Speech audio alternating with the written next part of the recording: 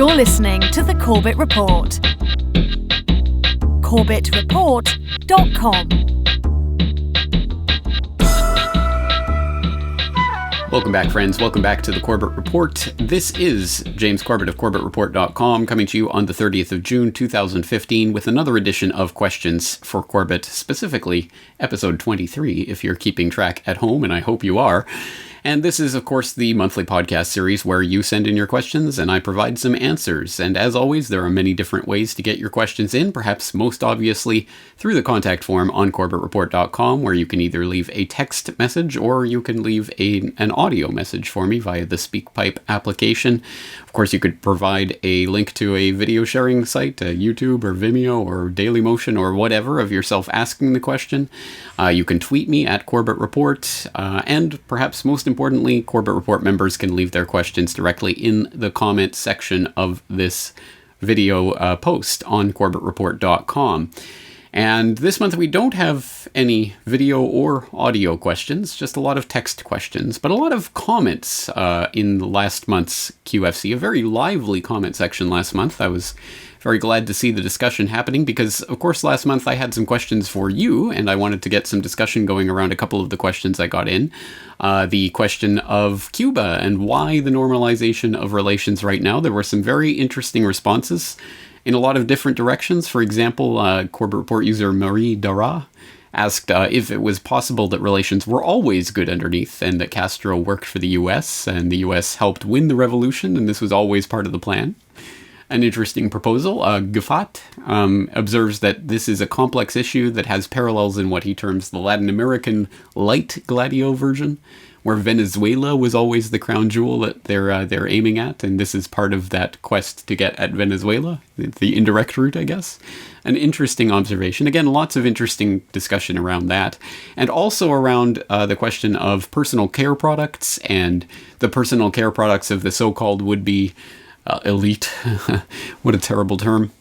And there was an interesting link by Octium to the Guccifer email hack, which included a hack of some Rockefeller spawn personal email account that included lots and lots of pictures of the Rockefellers' family vacations and family get-togethers. And I thought that was really interesting. I hadn't seen those pictures before, so thank you, Octium, for that link.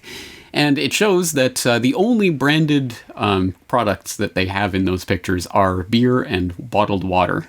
Everything else is handmade, home prepared, I'm sure by a team of chefs, personal chefs. But anyway, just an insight into the sort of personal products that are used or not used by these, elite is the wrong word. Scumbags would probably be a better word. But that's to editorialize, isn't it? Anyway, a lot of very interesting discussion in the comment section, so thank you to all the Corbett Report members for that. And of course, lots of questions from last month that we'll get to. But first, let's open up the mailbag, and we'll go on to a question directly from Liam via email. He writes, in a recent article by antiwar.com, it discusses the recent charges laid on a CIA whistleblower who leaked information about Operation Merlin, the CIA operation to give faulty nuclear designs to the Iranians. More interestingly, James Arisen's book, State of War, alleges that the operation actually aided the Iranians in their nuclear program. Is Iran, as a nuclear threat, actually a false flag, and is the CIA covering its tracks? Thank you for that email, Liam. It's a very perceptive question, and this is an interesting story. People might have heard of this story because of the verdict that was handed down against Sterling, I believe 2 years in jail. He was facing a potential 24 years in jail, so Jesselyn Radick of the Government Accountability Project said it's the least worst outcome that they could hope for. Take that for what it's worth. But there was a lot of talk about the whistleblower aspect implications of that case, but not what he actually blew the whistle on, which is this Operation Merlin, this operation back 15 years ago, where the CIA was handing the Iranians planting false nuclear weapon designs on the Iranians to lead them down false blind alleys in their nuclear program so that they wouldn't develop a nuclear weapon. But of course, as Liam points out, James Risen makes the accusation that these false designs actually did help Iran get on the right track in terms of their nuclear program. Take this all for what it's worth, and I did just write about the nuclear program in my latest International Forecaster editorial. I'll put the link in the show notes so you guys can check that out for yourselves. But I think the idea that the CIA, in trying to mislead the Iranians, was in fact actually trying to lead the Iranians is not actually a crazy theory at all. There are historical precedents for that sort of thing. Perhaps the most obvious is the proliferation of nuclear weapons to the Pakistanis. How did Pakistan get the bomb? That is a fascinating story that, of course, involves complicity of the CIA in basically knowing about and observing and looking at the network of the nuclear insider who was feeding this information to the Pakistanis, and continually not only not busting them, but actively protecting that network, as was brought out by whistleblower Richard Barlow. And I go into that in an eye-opener report that was released a while ago called Nuclear Secrets: How America Helped Pakistan Get the Bomb. Yes, I mean, the U.S. has time and time again been actively involved in complicitly aiding other states to get their nuclear weapons, including, of course, the Israelis. So, I mean, the idea that they are actively trying to help the Iranians along with their nuclear program as a false flag so that they can then set them up and say, hey, look, they've got a nuclear program. That is not at all, I think, an out there on the limb theory. I think that's very, very, very plausible. All right, let's move on to the comments section of last month's video, where we had this good question from Buddha Force. In the U.S., the Senate Select Intelligence Committee is supposed to have oversight on the intelligence community. This includes potentially being briefed on covert actions, at least according to the official website. My question is, do you think any of these members wind up getting involved in intelligence community activities? I've been wondering about this ever since John McCain recently popped up in Ukraine, Libya, Syria, and other places, meeting with key people where we suspect intelligence operations and covert actions are taking place. Is it just a coincidence, or is there something more? I can't help but think about Fletcher Prouty's insight on how the secret team planted people into the military and let them move up into higher areas to gain more control. Excellent observation, Buddha Force, and I think you do obviously point out the implications of this. I mean, it's not only likely, I think it's almost unfathomable that at least key members of these intelligence committees are not, in fact, covertly in the intelligence community itself. And not everyone who sits on one of these committees is necessarily secretly CIA, but I'm sure that the upper positions almost certainly always are. And one, I think, case study that highlights that phenomenon is Porter Goss, who in his junior year at Yale, the CIA stomping grounds, was recruited into the CIA. This is his official biography. There's nothing secretive here. He was recruited into the CIA in his junior year at Yale, and so throughout the 1960s and early 1970s, he was a part of the agency. He was an agent. And then he retired from the CIA, nudge, nudge, wink, wink, retired from the CIA in the early 70s, and he went on to become a mayor. And then he was appointed by the governor of Florida, Bob Graham, to head up a certain committee, and then he got elected to Congress. And then as a congressman, he eventually became the head of the House Intelligence Committee in 1997, which he served until 2004. And then after that, he became the director of Central Intelligence. So it's just one big long intelligence career with this retirement break in the middle and heading up the House Intelligence Committee. I think we can take that for what it's worth, which is that, yeah, Porter Goss, I'm sure, was in one way or another, maybe not explicitly on the payroll of the CIA during his retirement, but was working for the agency more or less from within government itself. And look at the other connection there, Bob Graham giving him a key appointment in his early political career. And Bob Graham, of course, goes on to become the Senate Intelligence Committee head during that same period that Porter Goss was the House Intelligence Committee head, which just happened to coincide with, 9/11. And what was Bob Graham and Porter Goss doing on 9/11? Oh, they were breakfasting with Mahmoud Ahmed, the head of the ISI, the Pakistani ISI, breakfasting as the towers are being destroyed. So, take it for what it's worth. These people are clearly intelligence operatives of some sort. And again, it doesn't mean they're explicitly on the payroll, but they are absolutely working in tandem with the intelligence community. And so the idea that their oversight is going to be effective of these agencies is ridiculous, and I think falls flat on its face. That's just one example. I'm sure there are many, many more that we could look at. But yes, I think it's almost certain that these people are Again, certain key members of these committees are actually in the intelligence community. Okay, let's move on to Bub Romer, who had a comment on the last QFC. What, in the end, is the rationale for endless economic growth? I read in this charming ebook, The Organic Economy, and he provides a link, that countries need growing economies in order to pay back interest on debt money issued by banks in the form of loans, i.e. funny money, which funny money can only be paid back by the principal money created by people's honest labors, hence work propaganda by the system. Is this too crude a simplification? Is it also true to say that when a country's economy stops growing, it can no longer pay interest on the funny money issued by the banks and hence collapses? It's broadly, I think, correct-ish, but it is more subtle than that. There is some more complexity to it. So I constantly go back to the Money is Debt series, which was, I'm sure people who've been around for at least a decade in the alt media have probably seen this. It started out, Money is Debt, I believe, was just a 45 minutes or so cartoonish type documentary. I mean, it was a cartoon style, but it goes into some of the fact that money is created as debt in our economy and what that means. Money is Debt 2 expanded on that, and Money is Debt 3 really expanded on that. And each iteration of that series, most people have seen part 1, not a lot of people have seen part 2, probably no one's seen part 3. It starts getting more and more in-depth and complex. It's a really, really, really very fascinating series, but by part 3, it requires a lot of attention.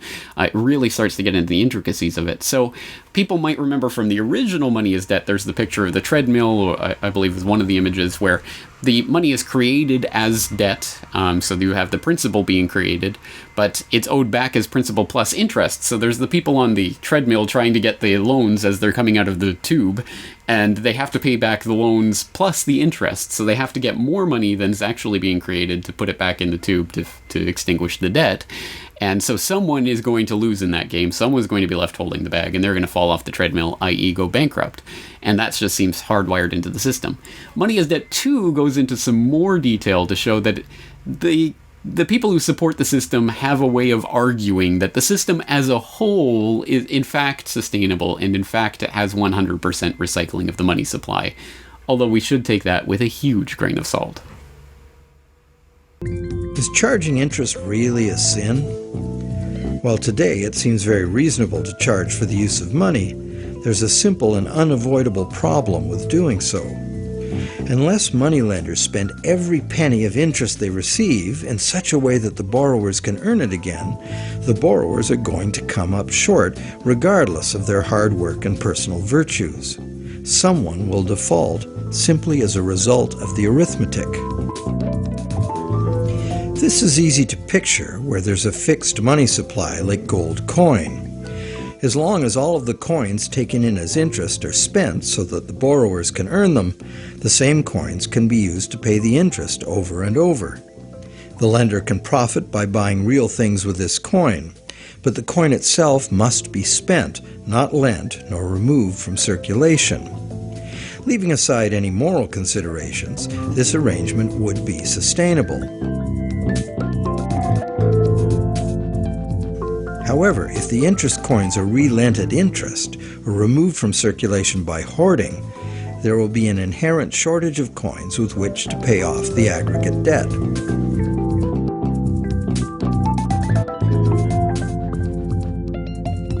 The situation is essentially no different in our current debt-based system. As we have seen, nowadays virtually every dollar comes into existence as debt, with a scheduled appointment to be extinguished as a principal payment on the loan that created it. Thus, for all borrowers to be able to make their payments of principal plus interest, two things must be true. The dollar created as the principal of the loan must be available to be earned by the borrower in order to make the principal payment that extinguishes that dollar. And every dollar the borrower pays to the bank as interest must also be available to be repeatedly earned by the borrower so that it can be paid as interest again and again. There is a common theory, undoubtedly popular with lenders, that because the banks spend their interest earnings as operating expenses, interest to depositors, and shareholders' dividends, there is in fact enough money released back into the community to make all payments. However, like the idea of absolute shortage, this is an oversimplification. Picture what happens if someone else, such as you or I or an institutional non-bank lender, obtains this dollar and then lends it out at interest. Well, now that same dollar is simultaneously owed to two lenders and has two simultaneous interest charges attached to it. In addition, if this dollar is loaned, repaid, and reloaned by the secondary lender, it is not available to pay off the principal of the loan that created it, except as another loan. So, can we borrow from Peter to pay Paul and borrow from Paul to pay Peter? This gets interesting. We can. However, each time money is borrowed, there's an interest charge added that also must be paid. If all added interest charges can be earned, all payments can be made. On this basis, many economists and defenders of the current system claim there can never be a shortage of money and all payments can be made. But this seems to be a false assurance. For instance, if secondary lenders capture some of the money needed to retire the loan that created that money, the original loan can never be retired. The deficiency will have to be borrowed over and over forever, each time at interest.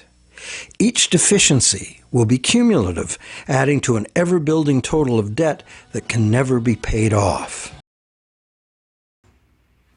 All right, I hope the point is taken that it is more complex than the simplistic picture would put it, but in the end, maybe it results in about the same thing. And yes, there are proponents of and advocates of the current system who would make the case that this current system is, if you look at it on the macro level, it is recycled and sustainable, and it's all so virtuous. But when you actually drill down into the details, that is obviously not the case. I think, as we can see from our reality of increasing debt levels at all sectors of society and what that does to the average person. And I hope you will continue watching Money is Debt 2 and Money is Debt 3 to see the system that Paul Grignon proposes, which I think is the most ingenious system I've seen proposed yet. And again, there's a lot of detail and intricacy here, but it is worth knowing about because I don't think there's anything more fundamental to our existence than the question of what is money? Where does it come from? Where should it come from? How should it be created? Or should it be created at all? Anyway, lots to talk about there, but we'll leave it there and move on to the next question from Oda Benga, who writes, I've read that Russia and China combined hold enough U.S. paper, money plus debt, to crash the dollar and the U.S. economy at will. Is this true? If it is, why do they put up with the absurd belligerence of the neocon crazies? All right, well, this is a good question. I'm not sure I can exactly quantify the dollar holdings, the reserve dollar holdings of these countries, because they usually list reserve assets, just generally speaking, not breaking them down by holding, and then even then, what cash holdings do they have, etc. So that's a difficult thing to quantify, but we can quantify treasury holdings, at least according to the Treasury website. China, $1.26 trillion of treasuries, Russia, $66.5 billion. China, the largest treasury holder, always competing with Japan for that spot. Russia, quite far down that list, a relatively insignificant $66.5 billion in treasury. So China is, I think, clearly the key factor there.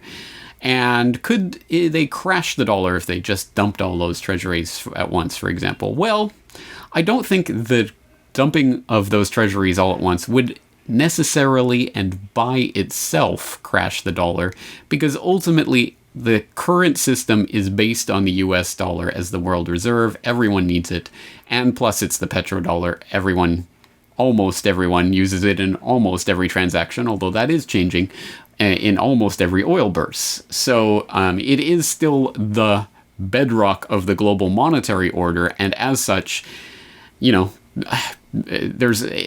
never goes out of style. People always want to buy up U.S. government debt, and U.S. dollars will always have a home somewhere in the current monetary order, which, as I say, is changing. So that would certainly be a very significant event towards the destabilization of that monetary order, but it wouldn't by itself overnight completely scuttle the U.S. dollar or the U.S. economy.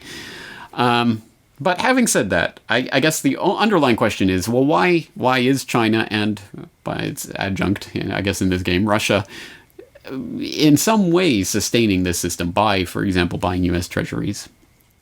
And this goes, of course, to the heart of the 3D geopolitics that I've been looking at for the last year or two here on the Corbett Report, and looking at China and the New World Order and how they factor in. And I think a good example of the shenanigans that undergird the system, the reason why China couldn't and wouldn't dump all their US holdings all at once in the current system, is because they are economically so tied into the American economy that I think it would be disastrous for China. Now, there are ways that they may be maneuvering to try to survive that type of cataclysm with their however many thousands of tons of gold holdings they really have, and their move towards the creation of alternative institutions. But still, to get a sense of how tied in Russia and China are to the American-led monetary, economic, financial world order as it exists now, I would recommend a site, newworldorderg20.wordpress.com, that has a lot, it has tons and tons of stories talking about the various deals between Western corporations and Russian and Chinese interests, and that goes to all sectors of industry, all sectors of society, and should be no surprise to people who understand that, again, the BRICS side of this equation is just another side of the same globalist game, and they're all playing the same agenda for the same purposes, and they're all cooperating together economically and financially. But this site documents that, or at least it was documenting that, and unfortunately I see there have been no updates to this site since mid-May. I certainly hope it is going to continue, because it is a valuable resource, but I suggest people just browse through some of those stories to see how intimately linked in Russia and China are to the Western corporate oligarchy and financial oligarchy. So I don't think they want to do that, and I think that's part of that excuse me, that 3D chess game that we've talked about before.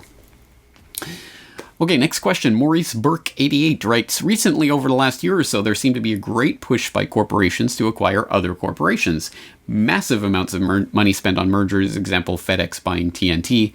Is there a reason behind all these massive mergers at once, or is it just a phase with no underlying reason? Well, usually there is a reason for this type of activity, and we can document this activity. This is a real phenomenon.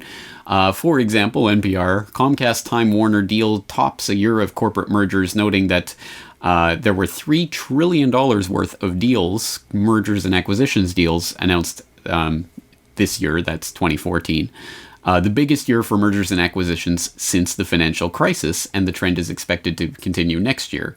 So there definitely is a trend of increasing mergers and acquisitions, and it's interesting when you map mergers and acquisitions over the years. For example, I'll throw in a link to a chart showing M&A over the past 20 years in North America specifically. Look at that chart and look at the time when number and valuation of those M&A deals peaks. You have a peak in 99-2000, right before the dot-com bubble burst.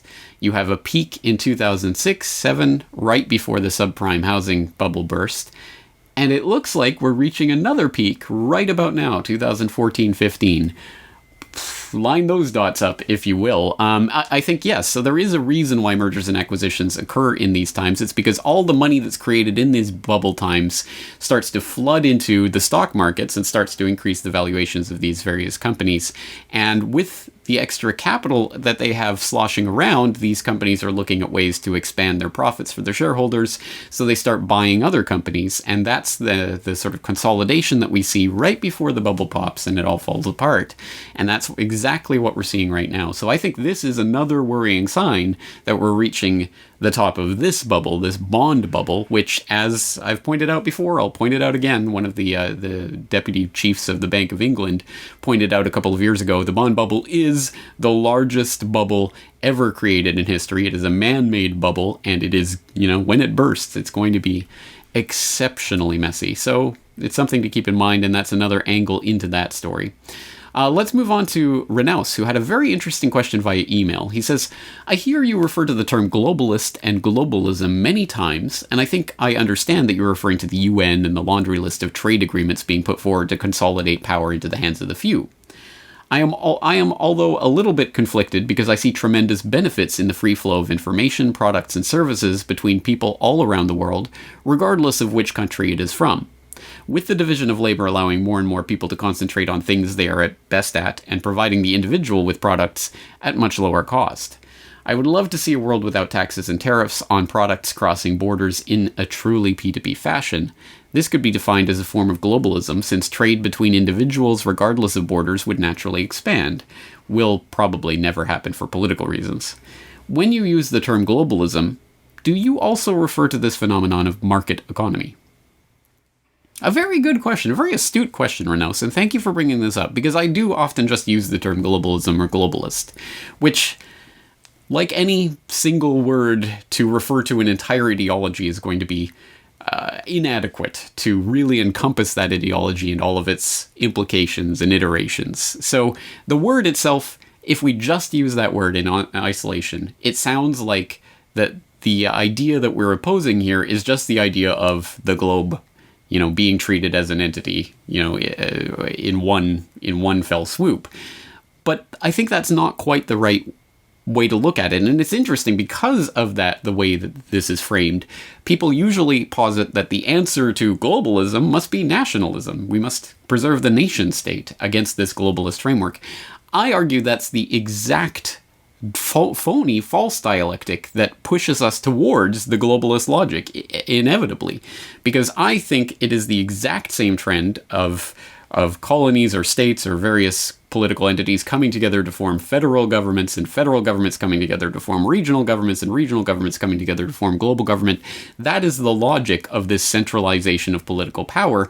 The nation state is just one stage in that. So yes, in terms of moving forward or moving backward along that path of centralization, I guess the nation state is less centralized than the global government, but it's still part of that same logic of centralization of control.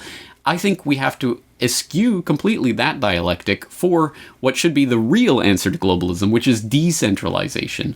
So in that context, obviously myself as a voluntarist, I don't believe in these things called borders, which are just lines on a map decided by people who wear funny hats and badges and claim that they have authority over geographical areas. Silly, it's meaningless. So in a truly free world, I'm not going to be arrested for stepping across some imaginary line on a map without the proper documentation from the right person, the king, the queen, giving me, the pass to go from one place to another. Just absolutely ridiculous. But obviously we live in that system right now. So when I talk about globalism, I'm talking about the ideology, the idea that there should be this centralization of power and control, and obviously that's for the benefit of the very few who are going to be controlling that system, not for the masses. And that's just baked into the cake of that globalist ideology. And this is put forward in the construction of, as you mentioned, the United Nations and its associated institutions, the types of trade agreements we see coming along, etc., that are within that globalist framework. So look at something like the TPP or the TTIP or these types of trade deals that are in vogue at the moment. These are to be avoided and detested and protested because they are within that statist framework where this is about the ways that individual nation states will cooperate to set regulations or what have you, to put that framework on that's currently controlling nation state economies into regional agreements that will eventually become global agreements. And we see that in things like the World Trade Organization. And that's to be rejected because it is part of that centralized control statist framework that is just following its own logic and continuing to expand. We have to eschew that entirely for what could truly be actually really truly free trade between free humanity with no borders and free human beings trading whatever way they like with anyone they like in the world, which would be the ideal, the real obvious, the actual dialectic there, not between globalism and nationalism, but between globalism and decentralized framework of non-statist controls, no controls in that sense. That is what we should be aiming for. So that is the true dialectic. And so it's really difficult to encapsulate that in the word globalism. So I agree, we should be careful about using that word and assuming we know what it means when we're not really thinking it through. I did write a series of editorials for the Forecaster earlier this year talking about these ideas that culminated in an article called Defeating the Globalists. I'll put the link in the show notes so you can read that one, and I suggest you read some of the ones preceding that to find out more about it. But that shows, I think, that the idea of globalism versus nation-state is the false dialectic that will inevitably lead towards the global government, because that's the logic that's baked into that argument. So lots to say there. Perhaps we'll have to explore that in future episodes. But let's move on to another comment, this time from Studio 27. Recently I noticed a story about a government agency, NIST, initiating a call for technology to identify tattoos. Here where I live, Portland, Oregon, you cannot go 10 feet without crossing the path of an inked human. My question, James, is do you think that the ever-increasing fad to get a tattoo has been orchestrated in some way to identify and target citizens, not just hardened criminals as they claim? All right, well, that's a very specific question with very broad implications, and I can't really answer that. Do I have any information that this has been orchestrated?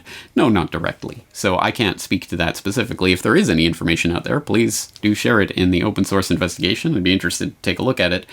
But it's certainly, regardless of whether it's been orchestrated or not, or in what level or in what way, the idea of putting identifiable marks on yourself that will make you instantly identifiable and stand out from a crowd is obviously going to be very good for those agencies that are looking for ways to try to identify individuals in crowds. So, it's giving them a helping hand anyway. And I find that to be interesting. And I mean, just as an aside, look at something like the Richard Lee Guthrie, Kenneth Trenadu, John Doe No. 2 story from the OKC, and the dragon tattoo on the arm being part of that mix-up in identities. It's interesting, anyway, to think about the ways that can be used by law enforcement. Having said that, if these face scanning technologies and the like aren't just pure hype that they're trying to use to scare you and, of course, bilk money out of the agencies that are promoting them, if they actually do live up to their promise of being able to identify people by their biometric details, through face scanning cameras at a great distance, then I guess it's all a moot point anyway, because we'll all be instantly identifiable. But again, I don't know. I again, as a voluntarist, if you want to put ink on your body, great. I don't, but go for it, do it. But be aware that it could be used in systems that are being worked on to try to identify people via their tattoos, via computer algorithms that will be fed into these cameras that scan everything. It's just part of the panopticon. So be aware of that at any rate. All right, let's move on to Batcha, who writes, "Hi James, recently I saw a video from Rise Together, whose blog I have found informative, suggesting that Swiss Indo is a solution for our financial problems. Did you hear about this? Is it complete bogus, another disguised solution for the NWO, or indeed a possibility to solve our enslavement to the current monetary system?" I've looked into this, not thoroughly, and I haven't done great deals of research on it because, quite frankly, I find it to be utter gobbledygook about someone calling himself mr1.sino.as.s2ir Sogil Hartanonegro ST, who believes himself to be the 681st King of Kings, who is using the title M1, which he claims has significant meaning, saying that there's a delegated hereditary trust of all precious metals that are locked in vaults or buried throughout the Indonesian archipelago that he has access to, that he's going to suddenly bestow on humanity. Everyone will get however X many millions of dollars overnight, and you don't have to do anything for it. It's just going to suddenly appear because he's going to release this to all of humanity. I find that to be nonsense, gobbledygook. It's saying that this is all based on scriptures and things like this, and there's no documentation except for insiders who have. There's documents from the inside that show the flowchart of the power structure of this supposed hereditary trust that supposedly exists, but it literally is just a document that could have been typed up by anyone, anywhere, and there's nothing to it. There was supposedly some sort of coronation of this M1 whatever last year with all the world leaders attending. Of course, there's no proof of any of this. It's just a bunch of stuff that people are saying. And hey, I hope it's true. Wouldn't it be wonderful if some person's going to come from the skies and just give you bajillions of dollars and rain it all down on everyone and all the problems of the world will be solved? Well, actually, if you're familiar at all with any economics, just giving everyone $6 million overnight or whatever will not actually help matters, because then if everyone's a millionaire, no one's a millionaire, if you know what I mean. But anyway, there's so much to say about that. But again, if there is some, this is something that comes up in the alt media quite a bit. There's always some secret trust or some secret organization, some secret band of ninjas that's going to assassinate all the Illuminati tomorrow or what have you and save the world. And I find it fascinating that people tend to believe these stories, but I personally don't put any stock or faith in them. I don't sit there hoping for this to happen or waiting for it to happen. If it happens, great. But why would I even waste my time researching this? Because I don't have to do anything for it. It's just going to suddenly appear. So great, wonderful. So the world will all be solved. All the problems of the world will be solved overnight by something that most people don't even know exists. Great, wonderful. But again, I don't think it's worth my research time to look into it. I'm always open to being persuaded otherwise. If people have something they find really compelling about this case, please share it with me, but I just find it a complete nonsense, and I haven't seen anything worth even looking into with regards to it. Let's move on to an email from Rachel. You recently mentioned the documentary Princes of the Yen, and yet you said there were things about it that you did not go along with. I wondered if you could go into a bit more detail. Yes, last month's QFC, we talked about the Princes of the Yen documentary. I did recommend it because it is a really great descriptive analysis of the bubble years of Japan, what really caused that, how it was really engineered by the Bank of Japan through window guidance. An excellent descriptive analysis, really fascinating, a really important part of history, monetary history, not just for the Japanese, but really for the world. And a great case study in what can happen with this type of central bank engineering and the decades of squalor of the increasing depredation of the Japanese economy that we've seen as a result of the popping of that bubble. It's very important, very fascinating, and a great descriptive analysis.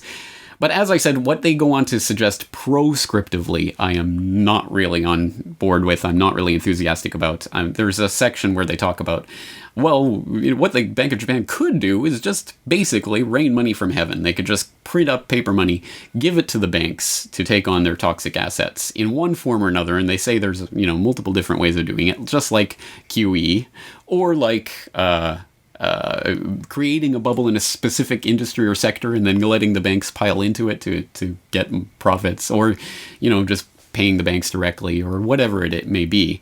So the Bank of Japan, in this case, can just rain money down from heaven and solve the problem. And I get from within the framework and logic of the system as it exists, how that is, in fact, the only real thing that these central bank institutions can be doing to prevent the contraction of the money supply and the deflation that's going to cause a lot of depredation. I get that within the logic of the system, but I think it's the logic of the system itself that is the problem. It's the central banks themselves. It's their existence that is the problem, not the solution. So you're not going to find the solution by, if the central bank just acted like this, then it would all be solved. I think that's the wrong way to approach it. So I get what they're saying, and again, take a look for yourself and decide for yourself. But personally, I'm not convinced by that argument. I don't think it's the best way to frame that. I don't think it's the best way to talk about it. So perhaps I should do it myself and say what I would do. So maybe there will be a episode in the future about that.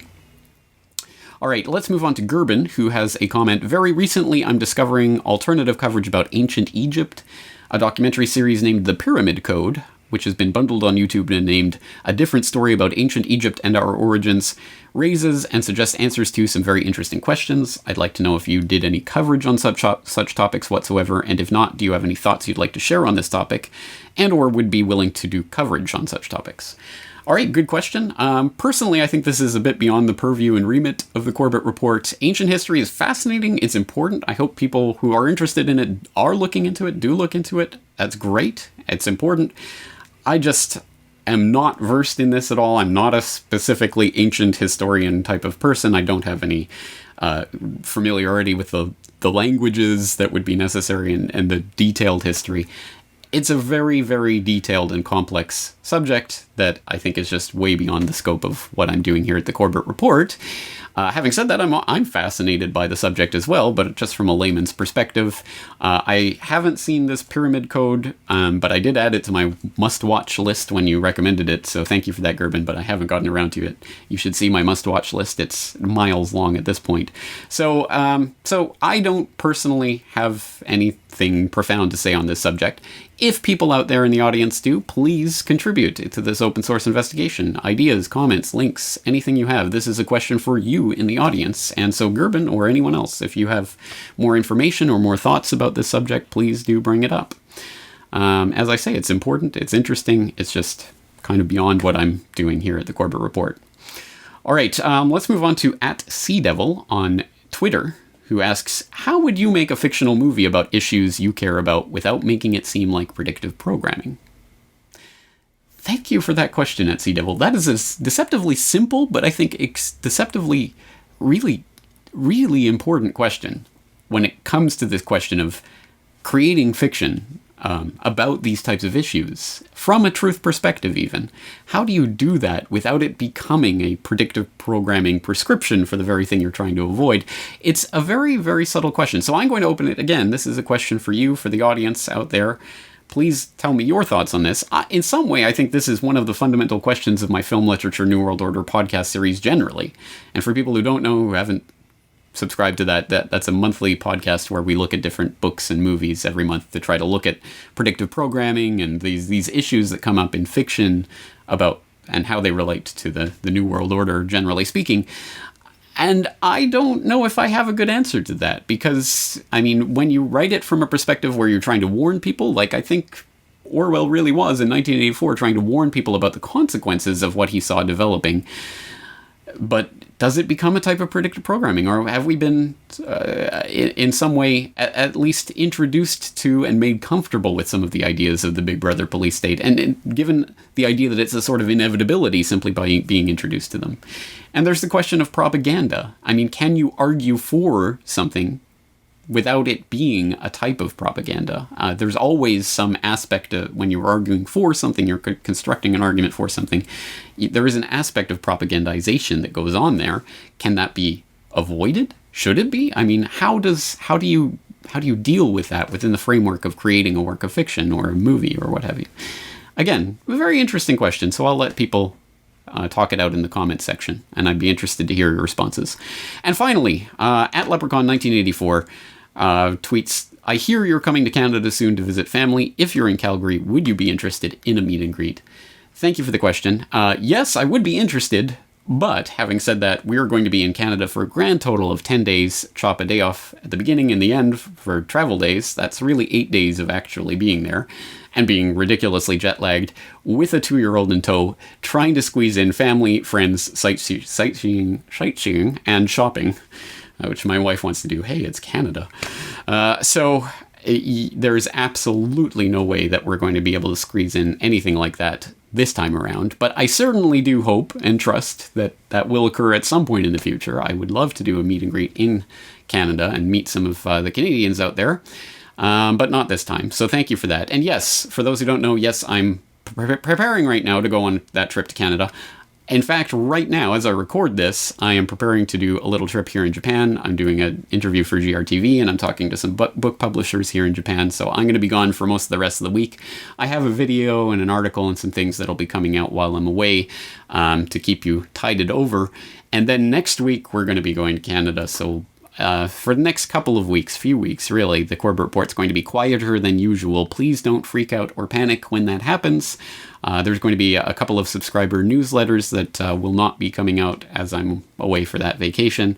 So it will be quiet, and just hang on. I know I always get emails whenever there's any type of summer hiatus or anything like that from people. Where are you? What's going on? So don't freak out. Yes, I'm going away for a few weeks, but I'll be back towards the end of July, and we will continue on from there.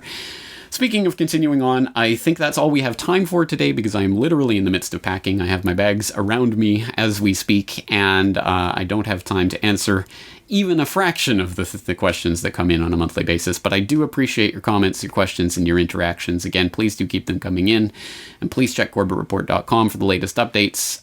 I think we're going to leave it there for this month. Thank you again for your participation in today's exploration. And please go to CorbettReport.com for the show notes. This is James Corbett, CorbettReport.com. Talk to you again real soon.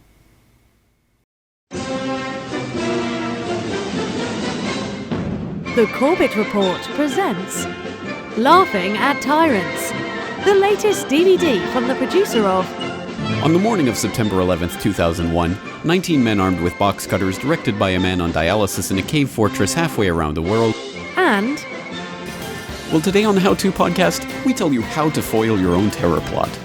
and But that's called the death panel, and you're not supposed to have that discussion. Shut up, conspiracy theorist. 12 of the funniest Corbett Report videos on one video DVD.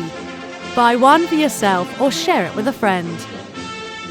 Because the best way to disarm a dictator is to laugh at him. Buy your copy today at CorbettReport.com/shop.